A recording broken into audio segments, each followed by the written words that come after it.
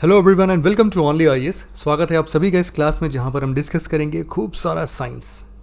आज के इस टॉपिक में हम एटॉमिक एनर्जी के फ्यूचर के बारे में डिस्कस करेंगे और अपने साइंस के बैकग्राउंड में जाके अपने फंडामेंटल्स को स्ट्रॉन्ग करेंगे न्यूक्लियर एनर्जी के कुछ कॉन्सेप्ट से और न्यूक्लियर रिएक्टर्स के कुछ कॉन्सेप्ट से। इस डिस्कशन को हम आगे कंटिन्यू करें उससे पहले एक छोटी सी इन्फॉर्मेशन आप सबके लिए है कि ओनली आईएएस का ये टेलीग्राम चैनल्स है जिसको आप ज्वाइन कर सकते हो। इसमें आपको यूपीएससी और स्टेट पीसीएस से रिलेटेड बहुत सारे रिक्विजिट मटेरियल्स मिल जाएंगे।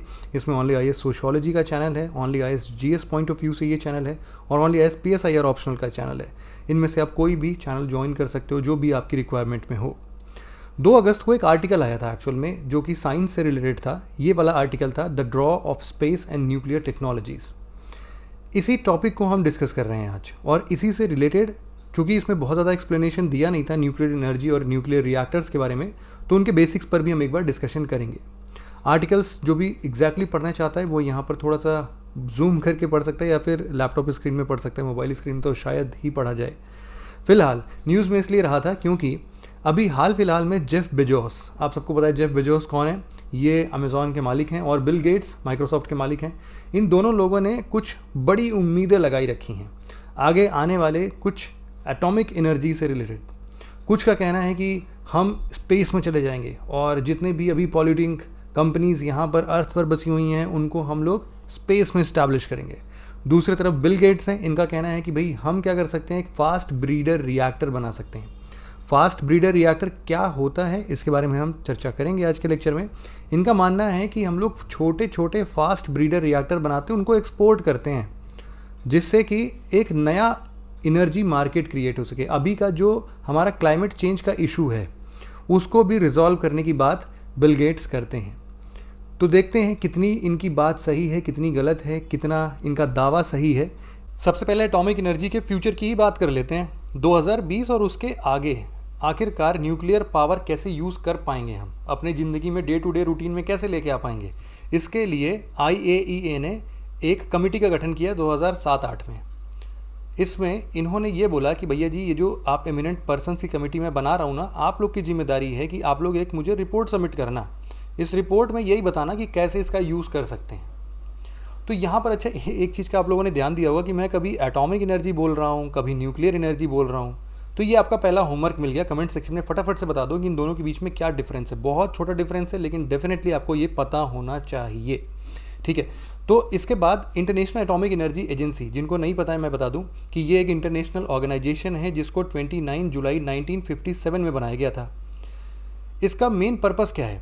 मेन पर्पस ये है कि न्यूक्लियर एनर्जी का प्रचार प्रसार तो हो रहा है लेकिन ये लोग ध्यान में रखते हैं कि भैया इसका पीसफुल पर्पस में ही काम हो, मिलिट्री पर्पस में कोई न्यूक्लियर वेपन ना बना ले। ये लोग ध्यान रखते हैं, इसका ये लोग चेक करते हैं हर जगह।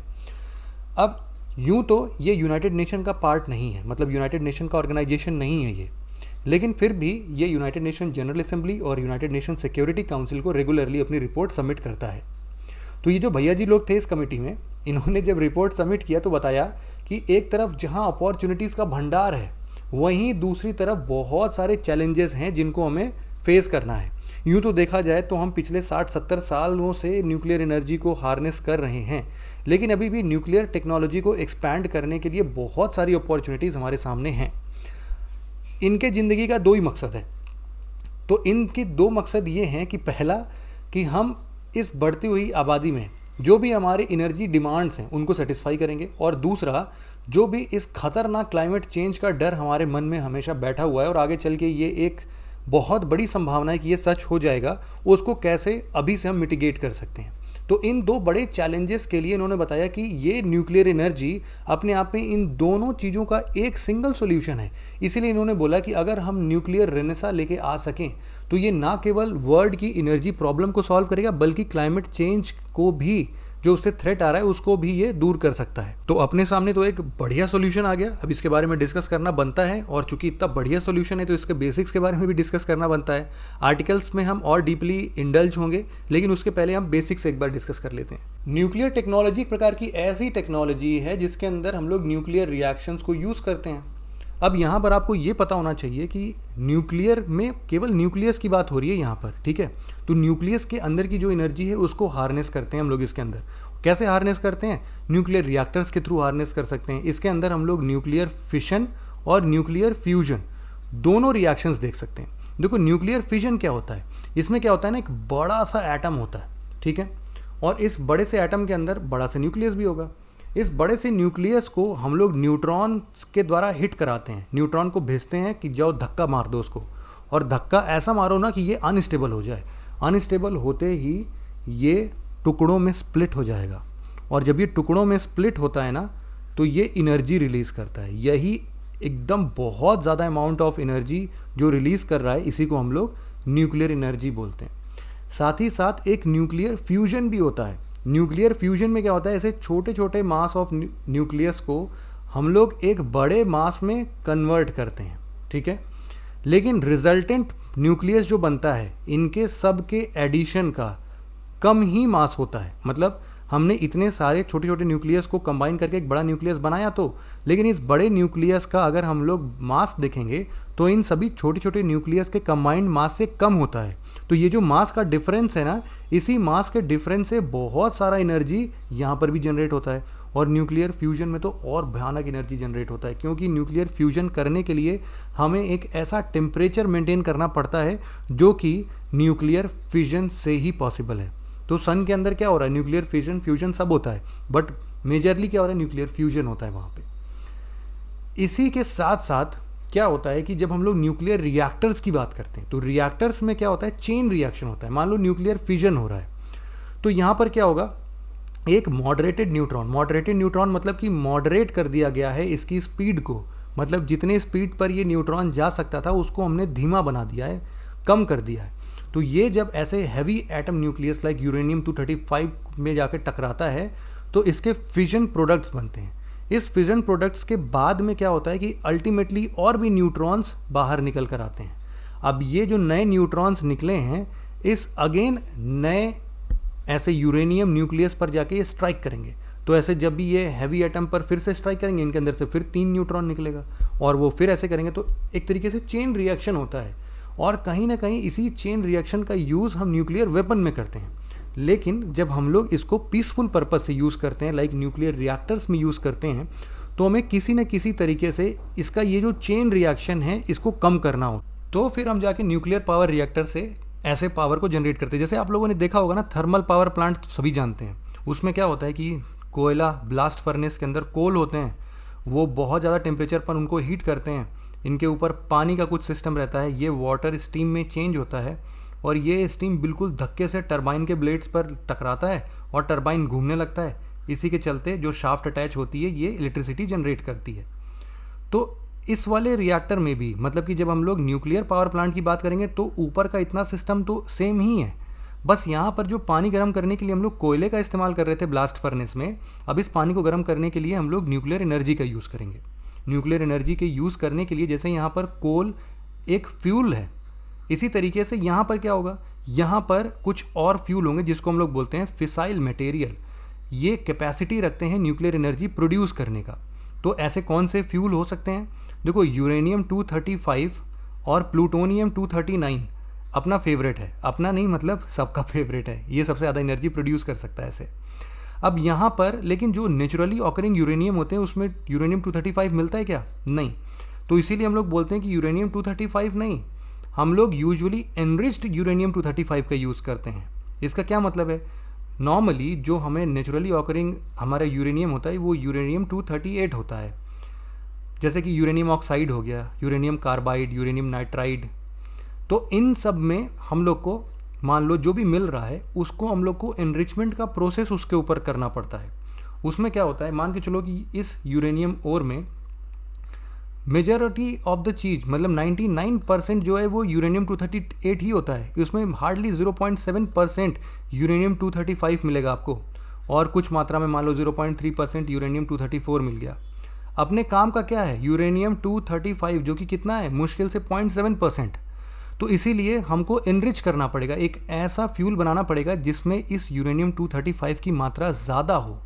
तो हम लोग कोशिश कर रहे हैं इसको 20% बना दें या फिर 15% के आसपास कुछ बना दें, फिर इसको हम एज ए फ्यूल यूज़ करें, ताकि जब फ्यूल में यूज़ करेंगे तो न्यूक्लियस यही वाला होना चाहिए, तभी तो टकरा टकरा के एनर्जी प्रोड्यूस करेगा। नहीं तो यूरेनियम 238 में जब 0.7% ही है तो उसमें क्या ही एनर्जी प्रोड्यूस हो पाएगी फिर। इसी तरीके से प्लूटोनियम 239 ये भी नेचुरली ऑकरिंग नहीं है। क्या होता है, यूरेनियम 238 है मान लो, इसमें एक न्यूट्रॉन हम ऐड करते हैं तो ये बनता है यूरेनियम 239।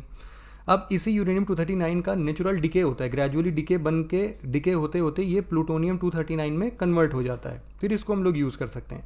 याद रहे प्लूटोनियम वाला जो ये 239 है ना, ये ज़्यादा एक्सप्लोसिव नेचर का होता है, ठीक है, तो इसको थोड़ा कम यूज़ करते हैं लोग, यूरेनियम को ज़्यादा प्रेफर करते हैं। इंडिया में आपको पता है मोनाजाइट सैंडस्टोन मिलता है केरला के कोस्ट के पास में, तो वहाँ से उसमें थोरियम मिलता है, थोरियम काफ़ी अच्छे मात्रा में है, और वहाँ से वो भी एक प्रकार का ऐसा ही फिसाइल मटेरियल है जिसको हम लोग यूज़ कर सकते हैं। लेकिन वही चीज़ है कि थोरियम को हम लोग डायरेक्ट यूज़ नहीं कर सकते, तो उसके लिए भी अलग अलग टेक्नोलॉजीज़ हम डेवलप करते जा रहे हैं। इसके अलावा एक होता है मॉडरेटर, न्यूक्लियर रिएक्टर का ही कंपोनेंट है मॉडरेटर। इसका काम क्या है कि जब न्यूक्लियर फिशन रिएक्शन स्टार्ट हो जाता है तो वो न्यूट्रॉन की जो स्पीड है उसको कम करता है, ठीक है।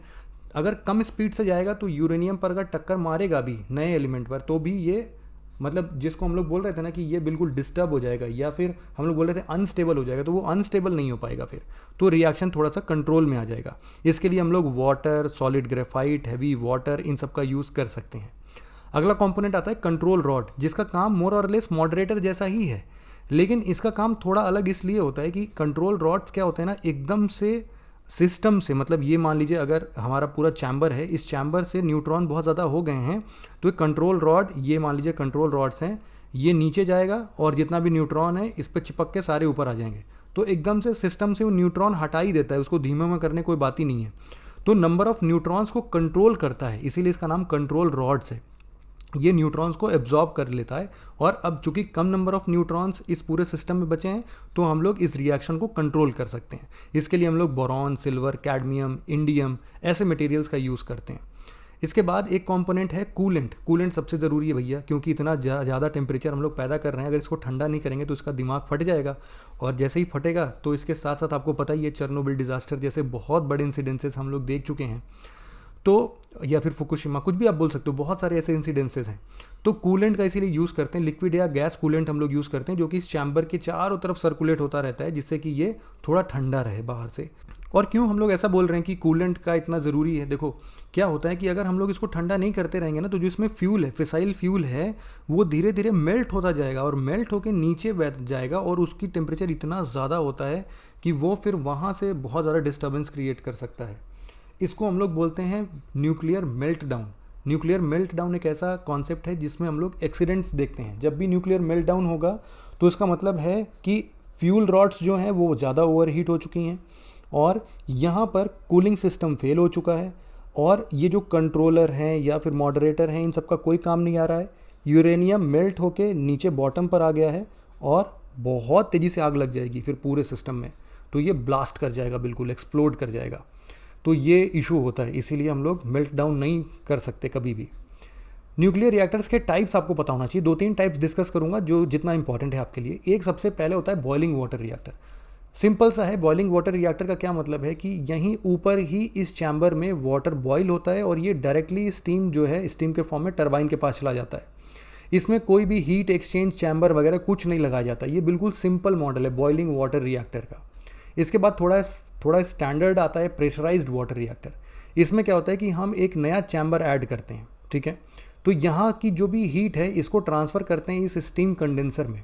तो यहाँ पर क्या होता है कि बहुत ज़्यादा प्रेशर से पानी को बॉयल नहीं होने देते हैं, उसको बस इतना ज़्यादा प्रेशर लगा के रखते हैं ना कि वो एकदम से स्टीम में जैसे ही एक्सपैंड हो वो टरबाइन को और तेज़ी से नचा सके, तो इसकी एफिशिएंसी थोड़ी और बढ़ जाती है। फिर इसके बाद थर्ड आता है फास्ट ब्रीडर रिएक्टर। यहाँ पर जो ये ब्रीडर का नाम है, इससे आप समझना इसको कि ये क्या करता है, मान लो हम लोग 1 kg ऑफ फ्यूल यूज़ कर रहे हैं न्यूक्लियर रिएक्शन के लिए, तो at the end of the reaction ये 1.1 kg फ्यूल जनरेट हो जाएगा। मतलब जितना फ्यूल यूज़ कर रहे हैं ये ब्रीड करके उसको बढ़ा देगा। समझ गए ब्रीडर का मतलब क्या होता है? तो इसीलिए ब्रीडर रिएक्टर्स जो होते हैं वो एनर्जी प्रोड्यूस करते ही हैं, साथ ही साथ फ्यूल को भी बढ़ा देते हैं। तो ये अभी से अच्छा क्या हो सकता है, फास्ट ब्रीडर रिएक्टर इसीलिए अभी सबसे एडवांस लेवल पर है और इसको हम लोग यूज़ करें। आपका एक और कमेंट सेक्शन में ही एक होमवर्क है कि आपको बताना है कि इंडिया में ऐसा कौन सा न्यूक्लियर पावर प्लांट है जो कि फास्ट ब्रीडर रिएक्टर्स का यूज़ करता है, क्या नाम है उसका। आप देख सकते हो यहाँ पर इस तरीके से ये कुछ वर्क करता है, मोर और लेस काम वैसे ही करते हैं ये लोग। यहाँ पर बस एक और स्टीम जनरेटर चैम्बर लगा देते हैं जिसको हम लोग सेकेंडरी चैम्बर बोलते हैं। यहाँ पर कूलेंट वगैरह को अलग तरीके से यूज़ करके पंप करते हैं। इतना डिटेल में जाने की ज़रूरत नहीं है, बस आपको ब्रीडर का मतलब पता होना चाहिए, उसमें इतना ही आपको पता करना था। इसके बाद फटाफट से डिस्कस कर लेते हैं एप्लीकेशन कौन से होते हैं। देखो कोई भी एप्लीकेशन हो उसमें कहीं ना कहीं तो इस्तेमाल कर ही लेंगे, इलेक्ट्रिसिटी प्रोड्यूस करने का हमने देख लिया है।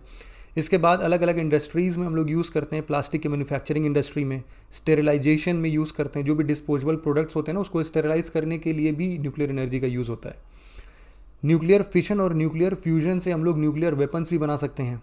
न्यूक्लियर टेक्नोलॉजी का यूज़ करके हम लोग मेडिकल साइंस में भी देख सकते हैं, ट्यूमर वगैरह ट्रीट करने में काम आता है, मेलिग्नेंट ट्यूमर या फिर रेडियोथेरेपी में काम आता है। और इसका एग्रीकल्चरल एप्लीकेशंस भी है जिसमें इंसेक्ट्स और पेस्ट को कंट्रोल करने के लिए हम लोग न्यूक्लियर एनर्जी का यूज़ कर सकते हैं। लेकिन क्या ये अपने फुल फ्लेजेड डेवलप्ड कंडीशन में है ये सारे एप्लीकेशंस? नहीं, फ्यूचर में ऐसे बहुत सारे एप्लीकेशन। इसके बाद अच्छा हम लोग डिस्कस कर रहे थे उस आर्टिकल को जहाँ पर हम लोग बात कर रहे थे दो फेमस पर्सनालिटीज़ की, जेफ बेजोस और बिल गेट्स। इनके अपने ऑप्टिमिस्टिक प्लान है फ्यूचर में। तो 2007-8 के टाइम से ही जो भी इनके प्लान्स रहे होंगे वो प्लान में धक्का लगा। लेकिन अभी एक बात हम करेंगे गेट्स प्लान की। ये बिल गेट्स का एक प्लान है। गेट्स प्लान ये बोलता है कि देखो जो भी अभी करंट रिएक्टर्स हम यूज़ कर रहे हैं, अगर इसको हम लोग फास्ट ब्रीडिंग रिएक्टर में चेंज कर दें तो अच्छा हो। आपको पता है अब क्यों फास्ट ब्रीडर रिएक्टर क्यों चाहिए इनको। साथ ही साथ इनका ये भी बोलना है कि अगर फास्ट ब्रीडर रिएक्टर को हम पोर्टेबल बना दें, मतलब साइज़ में छोटा कर दे और आराम से सेफ़र हो, चीपर हो, फैक्ट्री बिल्ड हो, कोई भी बना दे, तो इस तरीके से हम ना केवल यूएस की इंडस्ट्रियल नीड्स को फुलफ़िल कर सकते हैं बल्कि हम लोग जो यूएस मिलिट्री न्यूक्लियर रिक्वायरमेंट है उसको भी फुलफ़िल कर सकते हैं। तो ऐसा कुछ इनका मानना है, ऐसा कुछ इनका प्लान है। लेकिन आप सबको पता होगा कि एक्चुअल में क्या हुआ। 2011 में फुकुशिमा डियाची एक्सीडेंट हुआ। इस एक्सीडेंट से क्या हुआ ना कि चाइना, इंडिया और रशिया, इन 3 देश को छोड़ के बाकी सब ने अपनी न्यूक्लियर पावर सिचुएशन को बंद कर दिया। उनको इतना बड़ा झटका लगा, बोला कि ये तो पूरा सिटी तबाह हो गया भाई, कोई बचा ही नहीं उसमें। लेकिन उसके बाद भी इंडिया चूँकि थोड़ा सा इसमें ऑप्टिमिस्टिक था तो वो अपने काम में लगा रहा। वो आपको पता है कि एनपीटी वगैरह हमने साइन किया नहीं है, तो हमें बहुत ज़्यादा यूरेनियम वगैरह बाहर से मिल नहीं रहे थे, हम इंपोर्ट नहीं कर सकते थे। तो अपने थोरियम पर हम काम स्टार्ट कर रहे हैं। तो इंडिया ने अपने से ही अपना ये फास्ट ब्रीडर रिएक्टर वगैरह सब अपने से बनाए, इंडिजीनियस रिएक्टर्स बना लिए उसने। तो यहाँ पर लेकिन धीरे धीरे क्या हुआ ना कि हमें ये पता चला कि भैया ये जो क्लाइमेट फ्रेंडली एनर्जी का ऑप्शन हमें चाहिए ना आगे फ्यूचर में, हम देख रहे हैं आगे हमारे ग्लोबल वार्मिंग जैसे खतरनाक चीज़ पड़ी हुई है। इससे बचने के लिए हमें लगता है कि न्यूक्लियर सेफ्टी एक ऑप्शन है। अगर हम लोग न्यूक्लियर ऑप्शंस को एक्सप्लोर करेंगे तो मे भी शायद हम इस ग्लोबल वार्मिंग से अपने आप को बचा सकते हैं। तो जापान, जर्मनी, ऐसे बहुत सारे देश हैं जिन्होंने अब अपने इन रिएक्टर्स को रीओपन किया है एनर्जी प्रोड्यूस करने के लिए। साथ ही साथ बहुत सारे ऐसे ऑर्गेनाइजेशंस हैं like intergovernmental panel on climate change, IPCC, IEA, international energy agency. इन लोगों ने भी इस चीज़ को रिकॉग्नाइज़ किया है। इन्होंने बोला है कि देखो ग्लोबल चैलेंजेस तो हैं, इसको अगर हम एड्रेस कर लेते हैं तो हम काफ़ी हद तक न्यूक्लियर एनर्जी को सही तरीके से यूज़ कर पाएंगे। लेकिन इनका ये भी कहना है कि यहाँ पर अनसर्टेनिटी बहुत ज़्यादा है कि हम इस फुल पोटेंशियल को कब अचीव कर पाएंगे, उससे पहले ग्लोबल वार्मिंग का पूरा कहर हमारे ऊपर ना ढाले। तो इस तरीके से ये बोलते हैं कि ये clean, reliable, sustainable source of energy तो है, लेकिन ये अपने फुल पोटेंशियल पर हम कब यूज़ कर पाएंगे इसके लिए कोई सर्टेनिटी जैसा कुछ है नहीं यहाँ पर। ऐसी अनसर्टेनिटी के पीछे बहुत सारे चैलेंजेस हो सकते हैं। इस आर्टिकल में एक चैलेंज ये लिखा हुआ है कि हम लोगों को इनर्ट यूरेनियम को प्लूटोनियम में कन्वर्ट करना पड़ रहा है। और ये भी बोला जा रहा है कि अगर हम लोग फास्ट ब्रीडर रिएक्टर्स का यूज़ कर रहे हैं तो ये ब्रीड करेगा ना प्लूटोनियम को। तो प्लूटोनियम जब ब्रीड होगा तो अपने आप में प्लूटोनियम क्या है, एक प्रकार का न्यूक्लियर एक्सप्लोजिव है, एक प्रकार का बॉम्ब है। कैसे इसको हम चैनलाइज कर पाएंगे? हम कॉमर्शलाइज करने की बात कर रहे हैं इसको। इसके अगेंस्ट में आर्गूमेंट ये दिया गया कि चलो ठीक है, फिर हम लोग 20% एनरिच्ड यूरेनियम का यूज़ कर लेते हैं, यूरेनियम 235 का। लेकिन फिर ये समझा गया कि भैया फिर ऐसा होगा ना कि यूरेनियम 235 एनरिच्ड 20%, इसको प्रोड्यूस करने का एक होड़ लग जाएगा। और जैसे ही ये मार्केट में आएगा सब लोग प्रोड्यूस करना चाहेंगे, फिर कोई कंट्रोल नहीं रख पाएगा। दूसरा ये कि प्लूटोनियम जो है वो ब्रीड होके बन रहा है, तो हमने किसी को 1 kg ऑफ फ्यूल दिया होगा, वो उससे पता नहीं कितना प्लूटोनियम जनरेट कर चुका है और उसको वो अपने एक्सप्लोजिव्स में यूज़ कर ले, वेपन्स में यूज़ कर ले, कहाँ पता लगा पाएंगे। कुछ लोग इसी तरीके से गेट्स प्लान को अपोज करते हुए ये बोल रहे हैं कि गेट्स अपना फ़ायदा देख रहे हैं यहाँ पर केवल। ये बोल रहे हैं कि इंडिया और चाइना ये दोनों ऐसे देश हैं जहाँ पर फास्ट ब्रीडर रिएक्टर्स देखने को मिलते हैं। तो इनके लिए, गेट्स के लिए इंडिया और चाइना एक अच्छा मार्केट डेवलप हो जाएगा, जहाँ पर ऐसे फ्यूल, या फिर वो इनकरेज करेंगे कि भाई ऐसे फास्ट ब्रीडर रिएक्टर को आप और तेज़ी से डेवलप करो और हमसे फ्यूल लो और हमारी टेक्नोलॉजी लो। इस तरीके से इसको एक और पॉइंट यहाँ पर आप देख सकते हो, मतलब गेट्स को चैलेंज किया जा रहा है यहाँ पर। फिलहाल इस पूरे आर्टिकल में आप सॉल्यूशन के नाम पर ऐसा कुछ दे सकते हो कि अभी जो हमारे पास कमी है वो है फेवरेबल पॉलिसी की। हमारे पास एक्चुअल में कोई भी ऐसा फेवरेबल पॉलिसी नहीं है, ना ही हमारे पास ऐसा कोई भी फाइनेंशियल फ्रेमवर्क है जिसके बेसिस पर हम लोग बोल सकें कि आगे की डेवलपमेंट न्यूक्लियर फील्ड में कैसी होगी। तो सबसे पहले इंटरनेशनल कम्युनिटी को एक साथ एक जगह पर आके ये डिसाइड करना चाहिए, मतलब अपनी फेवरेबल पॉलिसी बनाए कि क्या, कैसे आगे हम प्रोसीड करेंगे और साथ ही साथ इसका फाइनेंशियल फ्रेमवर्क क्या होगा। इन दोनों पर एक बार चर्चा हो जाए, कुछ अच्छा कॉन्क्रीट स्ट्रक्चर डेवलप हो जाए, उसके बाद हम लोग ऐसी जो अनसर्टेनिटी थी इसको काफ़ी हद तक कम कर सकते हैं और ग्लोबल वार्मिंग से भी बच सकते हैं। ठीक है, तो बस आज के डिस्कशन में इतना ही था। Thank you very much for listening it very patiently friends. Have a nice day.